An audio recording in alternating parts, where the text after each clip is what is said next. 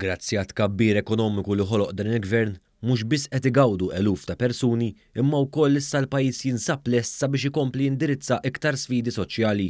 Għal dan il-Prim Ministru Joseph Muscat fid-diskors tiegħu fil-Kunsill Lokali tal-Ħamrun fejn faħħar il-ħidma sabiex jiġi attirat iktar investiment lejn pajjiżna.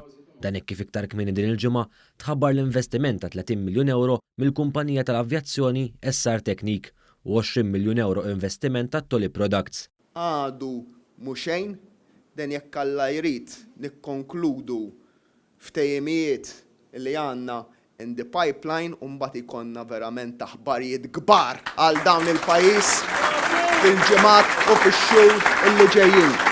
Dan kollu bilan li tonqos id-dipendenza fuq is-servizzi soċjali għal il-Prim Ministru. Fil-fatt semma kif l-2012 kien hawn 12,000 persuna li kienu jgħixu bir-relief u li kienu dipendenti għal kollox fuq l-assistenza soċjali. Ma kellhom l-ebda mod ieħor kif jgħixu ħlief iċ-ċekk li jirċievu min-naħa tal-gvern. F'Diċembru li għadda dal-ammont kien naqas biktar minn nofs għal 5,500. Ifisser li sparixxew dawn in-nies le ifisser li dawn il-persuni bdew jaħdmu.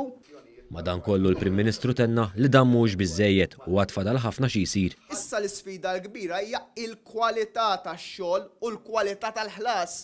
Din aħna mi sfida li ħanaħarbu minnha. Nafu bil-problemi ta' nies illi jitħallsu ftit. Semma wkoll sfidi bħal dawk tal-gender pay gap u l-paga minima.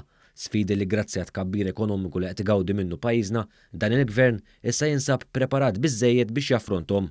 Dan b'differenza għal gvernijiet preċedenti li jew kienu jollu t-taxxi jew jaraw kif se jifrankaw il-flus. Frankaw il-flus billi l-mediċini tżommhom out of stock. Li inti tgħidu iva dawn tgħid il-mediċina joħduha 300 ruħ, ħanħalli out of stock 3 xhur. Tkun ifrankajt il-flus. Għax dak li jkun jmur jixtrija u jew effett fuq il-pensjoni ta' ħafna anzjani u pensjonanti. Aħna llum il-ġurnata ma ssib pratikament l-ebda mediċina li out of stock.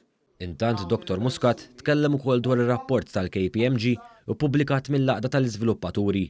Huwa qal li dan l-istudju juri biċċar li m'hemmx babil fis-suq tal-proprjetà fil-waqt li s-suq tal-proprjetà f'sena waħda biss kiber b'9%. Dak kollha li llum għandhom id-dar tagħhom ifisser dan kollu li l-valur tal-proprjetà tagħhom u tal-investiment tagħhom f'daqqa waħda jekk kellhom post illi minn għalihom dan qalu li jidhom jiswa 100,000 f'sena waħda ġie jiswa 125,000 biex inkun simplistiku ħafna.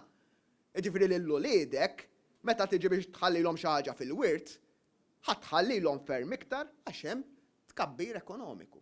Fid-diskors tiegħu, il-Prim Ministru Joseph Muscat awgura wkoll il-President il-ġdid ta' Malta George Vella għal kariga ġdida tiegħu. Filwaqt li ringrazzja lill-President Emeritu Mary Louise Colero Preca għax-xogħol siewi li għamlet f'dawn l-aħħar snin, speċjalment fil-qasam soċjali.